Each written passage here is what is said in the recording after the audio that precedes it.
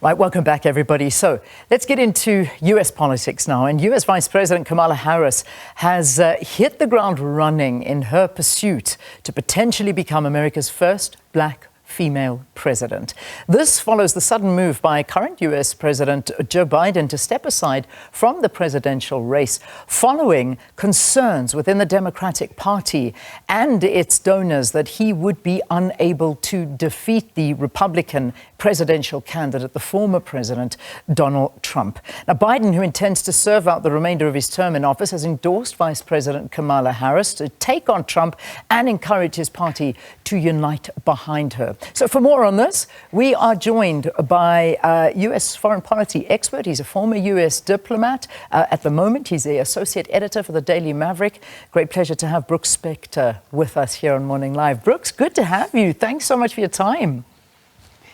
Good morning. Good to be with you. We were talking on your break about if you had showed up at a movie studio with the last 9 or 10 days of American politics as a script, they would have thrown you out the door. No one would have said this is a plausible film.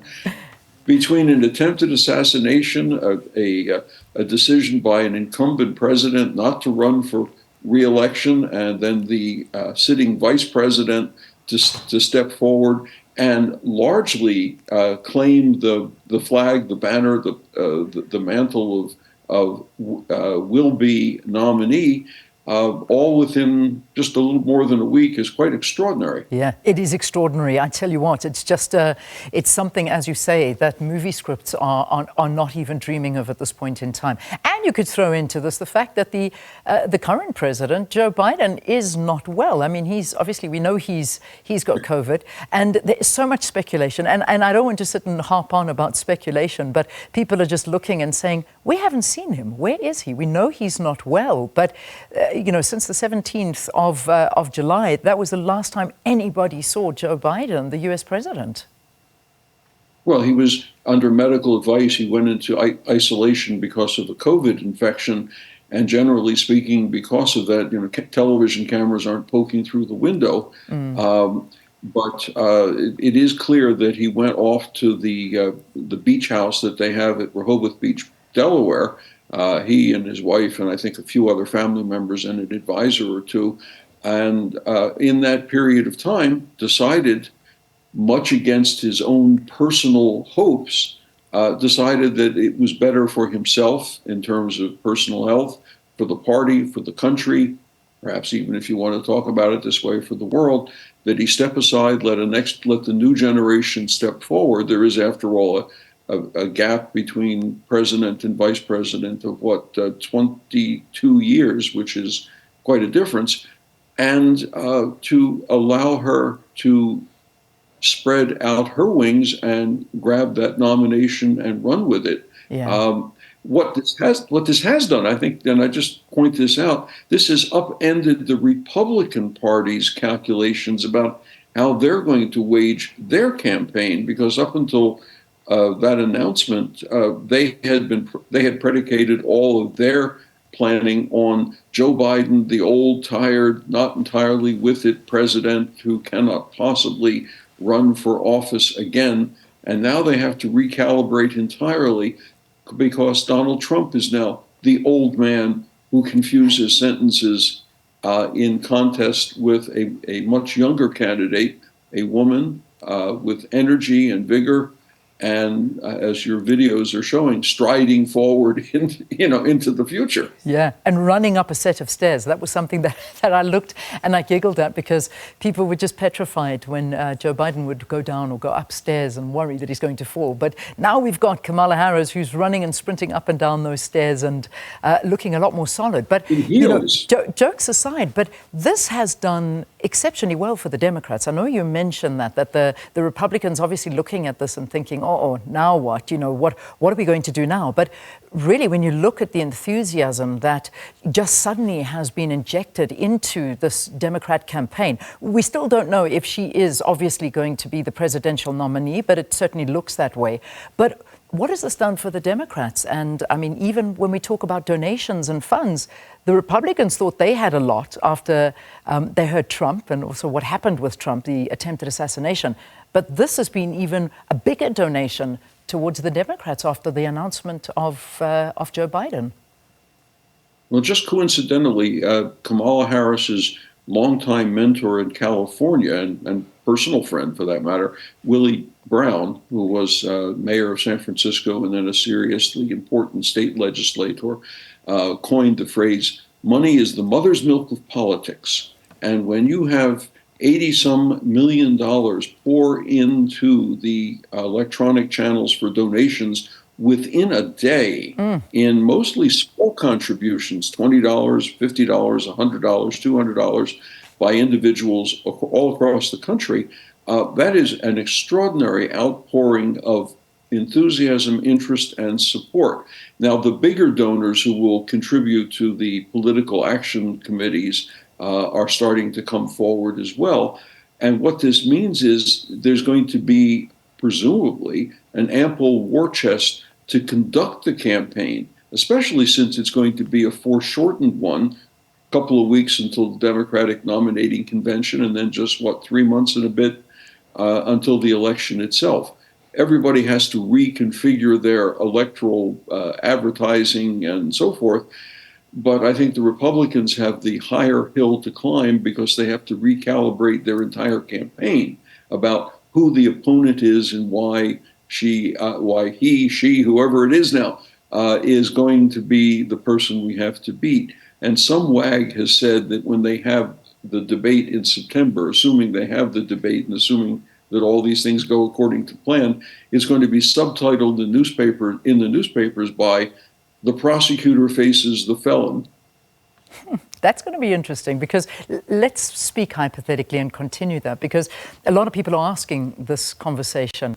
If you have to put Harris and Trump together to debate, obviously you've got Trump, who is seasoned at this. I mean, he has done this before. He can hit low and hard. He really can. But when you look at Harris, I mean, she's got that prosecutorial background. She's got the policy background. She knows her stuff. I mean, she's a brilliant prosecutor at that. How do you think she would fare against somebody like Trump?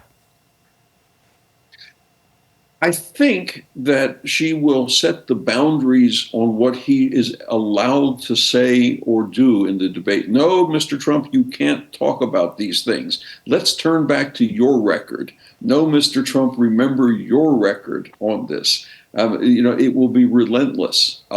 It may not be. It may not be cheerful, but it's going to be unstoppable in that regard, because that's what prosecutors do. They go back over the details until they finally find the gaps, and then you get confused, and then you confess to things you didn't really want to say, and on like that. Let's be fair. She's not the world's most scintillating speaker as a platform speaker, but I think as a prosecutor and as an analyst of actual policies, she's up there at the top. Yeah. And that will make a difference in a lot of ways.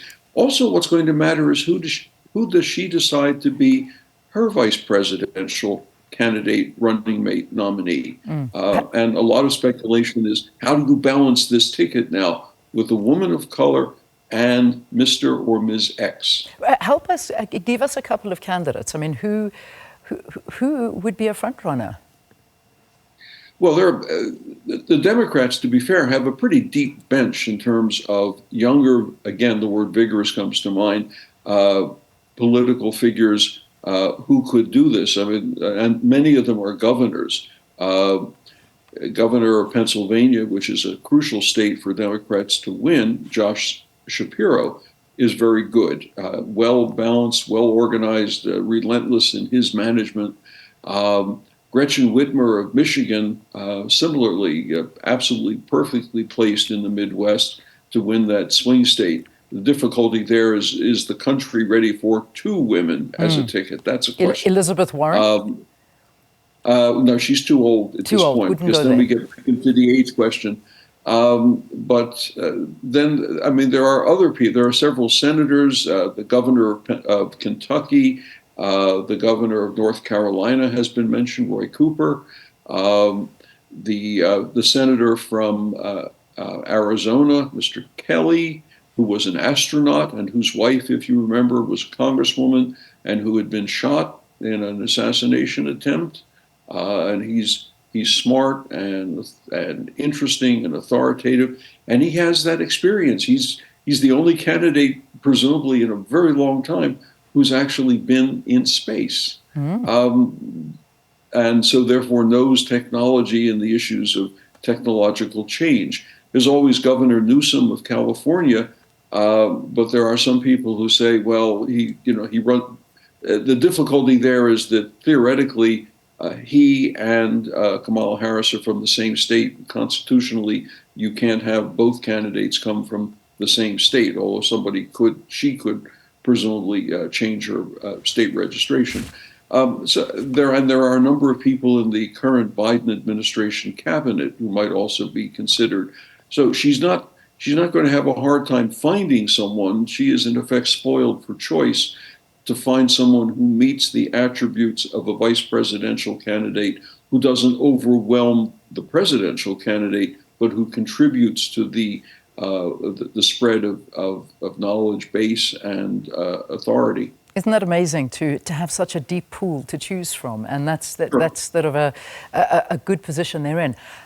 Here's the big question. Is America ready? Is America ready for a female president? And let's add a black female president to lead them.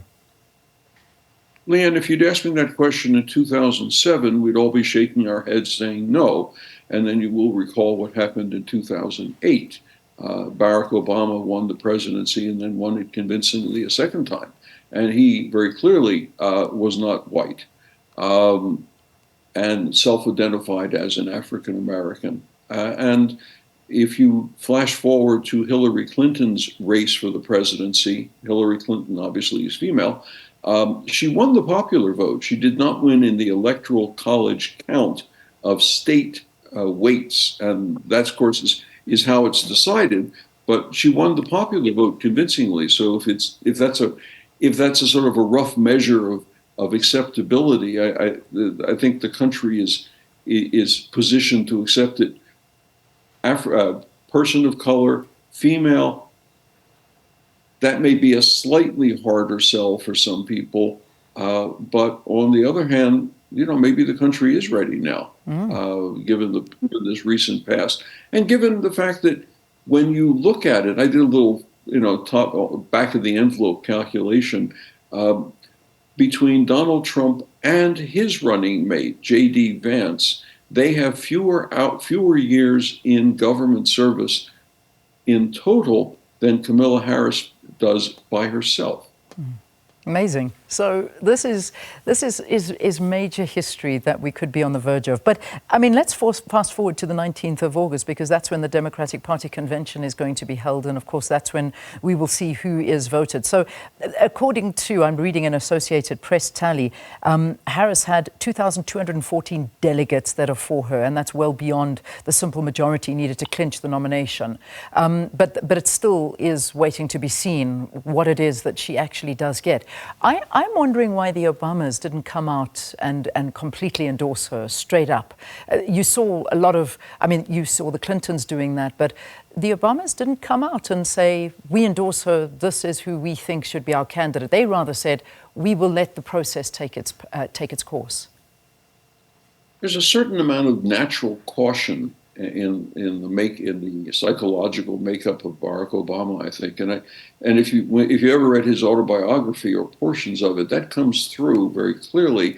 He's a man who sits there, calculates the odds, calculates the probabilities, and tries to figure out what's best. And I think he was, I'm putting the best possible face on it, he did not want to look like he was the man behind the curtain making the decision, making the choice, and everybody else obediently just behaving.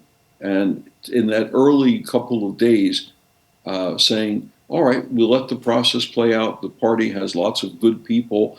Let's see how this works. And I suspect that by the time, by the end of this week, beginning of next, there'll be an event somehow that is arranged where she and he come together. There's a warm embrace, a hug, and a statement of enthusiasm, but maybe not just quite yet.